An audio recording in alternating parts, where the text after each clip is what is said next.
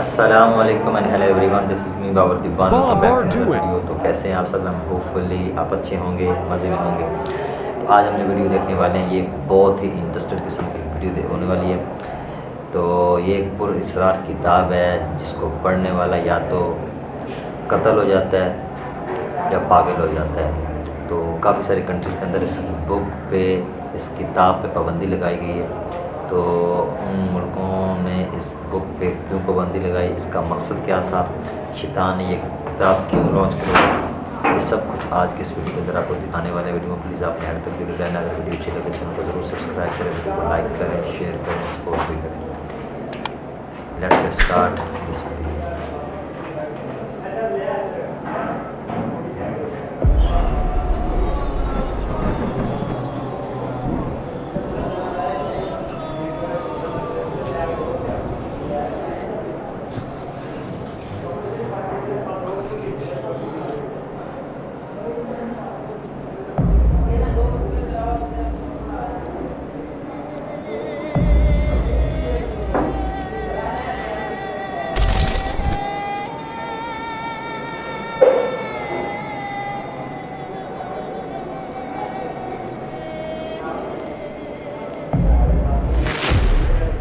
اعوذ باللہ من الشیطان الرجیم، بسم اللہ الرحمن الرحیم۔ اللہ تبارک و تعالیٰ کے نام سے شروع جو بڑا مہربان اور نہایت رحم کرنے والا ہے۔ ایک ایسی پراسرار کتاب جس کو پڑھنے والا یا تو پاگل ہو جاتا ہے یا پھر اس کو قتل کر دیا جاتا ہے۔ اور یہ بات کتنی سچ ہے کہ یہ کتاب دنیا کی سب سے خطرناک کتاب ہے، اور دنیا کے بہت سارے ممالک میں اس کتاب کو پڑھنے پر پابندی کیوں عائد کی گئی۔ پیار دوستو، آج کی اس منفرد ویڈیو میں ہم آپ کو ایک ایسی شیطانی کتاب کے بارے میں بتائیں گے کہ جس کے بارے میں جاننے کے بعد آپ کے ہوش اڑ جائیں گے۔ اس شیطانی کتاب کو کیوں تحریر کروایا گیا، اور اس کتاب کے لکھنے کا مقصد کیا تھا، اور شیطان اس کتاب کو تحریر کروا کر کیا کچھ حاصل کرنا چاہتا تھا۔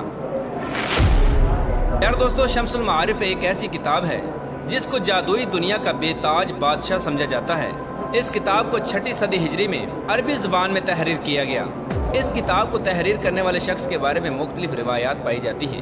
بعض روایات کے مطابق اس کے مصنف کا نام شرف الدین یا شہاب الدین ہے، اور بعض روایات کے مطابق اس کے مصنف کا نام احمد البونی ہے۔ پیار دوستو، البونی ایک ایسا شخص تھا جو جادو اور عملیات میں بے انتہا مہارت رکھتا تھا۔ پیار دوستو، اس کتاب میں روحانی عملیات اور جنات کو قابو کرنے اور ناجائز طریقے سے مال و دولت اکٹھا کرنے کے بے شمار عملیات اور وظائف درج ہیں۔ یہ عملیات پر مشتمل ایک ایسی کتاب ہے جو عملیات کی دنیا میں ایک الگ مقام رکھتی ہے۔ یہی وجہ ہے کہ دنیا کے بہت سارے ممالک میں یہ کتاب متنازع ہے، اور متنازع ہونے کی وجہ سے اس کتاب کے پڑھنے پر پابندی عائد ہے۔ پیار دوستو، اس کتاب کے بارے میں کہا جاتا ہے کہ جب سے اس کتاب کو تحریر کیا گیا، اس کے تحریر ہونے کے 100 سال بعد تک یہ کتاب کسی کے بھی کام کی نہ تھی، کیونکہ جو کوئی بھی شخص اس کتاب کو پڑھنے کی کوشش کرتا یا تو پھر وہ مجنوں ہو جاتا یا پھر جنات اس پر حاوی ہو کر اس کو قتل کر دیتے۔ 100 سال تک اس کتاب کا صرف ایک ہی نسخہ تھا۔ پھر اس کے بعد ایک نامعلوم شخص کی طرف سے اس کتاب میں بہت سارے رد و بدل کیے گئے، اور اس کتاب کے بہت سارے نسخے تیار کیے گئے۔ اس کتاب میں رد و بدل کرنے کی وجہ یہ تھی کیونکہ مصنف کی جانب سے اس کتاب کے اندر بہت سارے ایسے عملیات لکھے ہوئے تھے جن عملیات کی مدد سے انسان بہت بڑے بڑے طاقتور جنات کو اپنے قبضے میں کر سکتا تھا۔ اسی وجہ سے جنات اس کتاب کی حفاظت کیا کرتے تھے، اور جو کوئی بھی شخص اس کتاب کو پڑھنے کی کوشش کرتا یا تو پھر جنات اس کو پاگل کر دیتے یا پھر اس کو قتل کر دیا جاتا، تاکہ کوئی بھی انسان اس کتاب کو پڑھ نہ سکے اور نہ ہی جنات کو اپنی قید میں کر سکے۔ روایات میں آتا ہے کہ کچھ عرصہ گزرنے کے بعد ایک اجنبی عامل کی طرف سے اس کتاب میں سے ان نسخوں کو نکال دیا گیا جن نسخوں کی وجہ سے جنات انسانوں کو قتل کیا کرتے تھے۔ لیکن اب بھی اس کتاب میں کالے جادو اور جنات کو قید کرنے کے بہت سارے عملیات ہیں۔ یہی وجہ ہے کہ کوئی بھی انسان اس کتاب کو ٹھیک طرح سے سمجھ کر پڑھ نہیں سکتا، اور جو کوئی بھی شخص اس کتاب کو سمجھنے کی کوشش کرتا ہے وہ پاگل پن، مرگی یا جنون جیسی بیماریوں میں مبتلا ہو جاتا ہے۔ پیار دوستو، کہا جاتا ہے کہ 6 صدی ہجری میں یہ کتاب محمد بن علی بن زاہد کے قبضے میں آ گئی۔ یہ شخص بہت ہی مالدار تھا، اور مزید مال کے حصول کے لیے اس شخص نے ایک بہت بڑی رقم ادا کر کے اس کتاب کو اپنے قبضے میں لے لیا، تاکہ وہ اس کتاب میں موجود شیطانی عملیات کو پڑھ کر مزید مال و دولت اکٹھا کر سکے۔ اس کتاب کو خریدنے والے شخص کا یہ بیان ہے کہ جب بھی وہ اس کتاب کو کھول کر پڑھنے کی کوشش کرتا تو اس کے سامنے ایک سیاہ رنگ کی عجیب الخلقت مخلوق ظاہر ہو جاتی، جس کی جسامت کی سیاہی کو دیکھ کر اور اس کے چہرے پر چھائی نحوست کو دیکھ کر یہ شخص بے ہوش ہو جاتا۔ اس شخص نے بہت دفعہ اس کتاب میں موجود عملیات کو کرنے کی کوشش کی، لیکن وہ ہر بار ناکام ہو جاتا۔ ہر بار کی ناکامی کے بعد اس شخص نے اس کتاب کو ایک عالم دین کے سپرد کر دیا۔ پیارے دوستو، جس دور میں بھی یہ کتاب موجود تھی، ہر دور میں شیاطین اور جنات اس کتاب کی حفاظت پر مامور تھے، کیونکہ اس کتاب میں تحریر ایسے عملیات موجود تھے جس کی وجہ سے وہ جنات انسانوں کی قید میں آ سکتے تھے۔ پیارے دوستو، ان تمام تر واقعات کے بعد یہ کتاب ایک دم سے غائب ہو گئی اور پھر اس کتاب کے بارے میں کسی کو کچھ علم نہ تھا، اور پھر اچانک سے 7ویں صدی ہجری میں یہ کتاب اچانک سے منظر عام پر آ گئی۔ اس وقت کتاب کے اندر موجود بہت سارے مواد کے اندر رد و بدل کی جا چکی تھی۔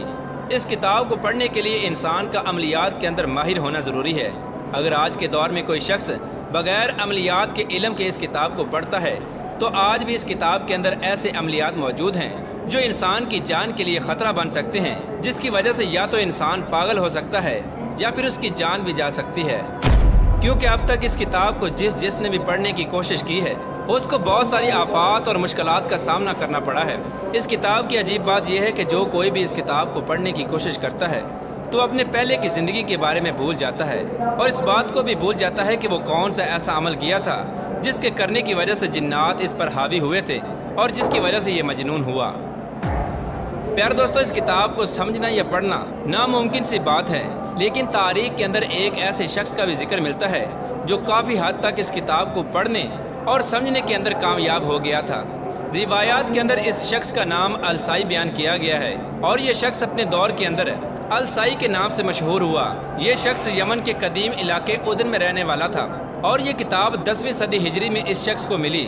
اس شخص کے مطابق جب ابتداً اس کتاب میں موجود عملیات پر عمل کرنے کی کوشش کی گئی تو شیاطین اور جنات کی طرف سے اس شخص کو روکا گیا، کیونکہ اس شخص نے ایسے عملیات پر عمل کرنے کی کوشش کی تھی جو کہ بہت زیادہ خطرناک اور متروک تھے۔ شروع میں جنات نے اس شخص کو عملیات سے بہت روکنے کی کوشش کی، کیونکہ اس شخص کا عملیات سے بہت گہرا تعلق تھا، لہٰذا یہ شخص جنات سے نہیں ڈرا اور اس نے اپنے عملیات کو جاری رکھا، اور یہ شخص خوب جانتا تھا کہ جنات کی طرف سے اس پر کون کون سے حملے ہونے والے ہیں، لہٰذا اس نے اپنے آپ کو ان حملوں کے لیے پہلے سے تیار کر رکھا تھا، اور اس نے پہلے ہی بہت سارے ایسے عملیات کر رکھے تھے جس کی وجہ سے شیاطین اس پر حملہ نہ کر سکیں۔ یہی وجہ تھی کہ یہ شخص بڑے بڑے جنات کو اپنے قبضے میں کرنے کے آخری مرحلے میں داخل ہو چکا تھا۔ اس مقام پر پہنچنے کے بعد جنات نے اس شخص کو مات دے دی اور یہ جنات کو قید کرنے میں ناکام ہو گیا۔ یہ وہ واحد خوش نصیب شخص تھا جو جنات کے ہاتھوں بچ نکلا اور جو قتل ہونے سے بچ گیا۔ جب شیاطین نے اس شخص پر حملہ کیا تو یہ شخص بے ہوش ہو گیا۔ ہوش میں آنے کے بعد اس شخص نے بتایا کہ حیرت انگیز طور پر وہ اس بات کو بھول چکا ہے کہ اس نے کون سا ایسا عمل کیا تھا جس عمل کے کرنے کی وجہ سے شیاطین اس پر حملہ آور ہوئے تھے، اور وہ کتاب کا کون سا حصہ اور کون سے الفاظ تھے جو بے ہوش ہونے سے پہلے یہ پڑھ رہا تھا۔ ہوش میں آنے کے بعد اس شخص کی جان تو بچ گئی، لیکن اس شخص کی حالت یہ تھی کہ یہ اپنی پہلی زندگی میں ہونے والے واقعات کے بارے میں کچھ خبر نہیں رکھتا تھا اور وہ سب کچھ بھول چکا تھا۔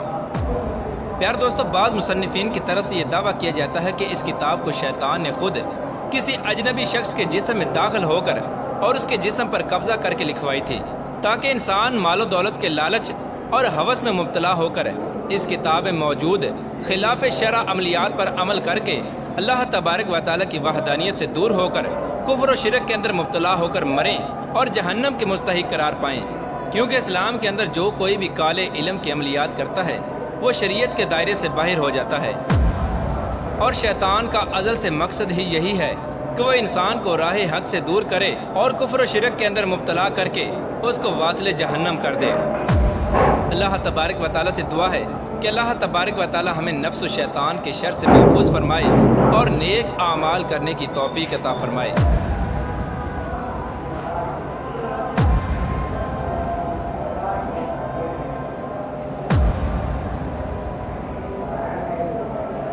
ہاں تو آج آپ نے یہ ویڈیو دیکھی، اس ویڈیو سے آپ نے کیا سیکھا، اور یہ جو سٹوری آپ نے دیکھی ہے یار کتنی ہارر قسم کی لگ رہی تھی۔ میں تو یہ سٹوری سن کے میرے تو رونگٹے کھڑے ہو گئے ہیں۔ آپ کی کیا اوپینین ہے؟ کیا یہ جو فیکٹ آپ نے جتنے بھی سنے آپ کی اس حوالے سے کیا کہنا ہے، آپ کی کیا اوپینین، آپ نے کمنٹ سیکشن میں ضرور بتانا ہے۔ یقین کریں اتنی ڈینجرس قسم کی اسٹوری تھی اس کی۔ تو اگر ویڈیو اچھی لگے چینل کو سبسکرائب کریں، ویڈیو کو لائک کریں، شیئر کریں، سپورٹ کریں۔ Take care, bye bye.